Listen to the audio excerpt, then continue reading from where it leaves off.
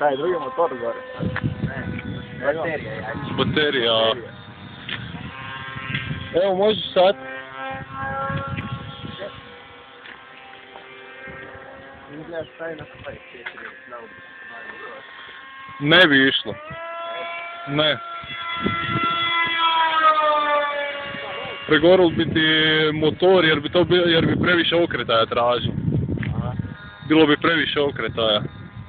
Trebalo bi to ipak onaj motor za nekakvih 400-500 kuna uzeti.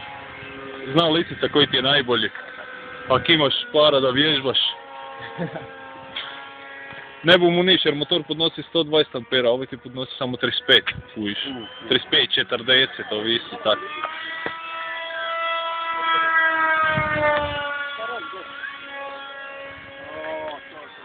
Gore najveći rok.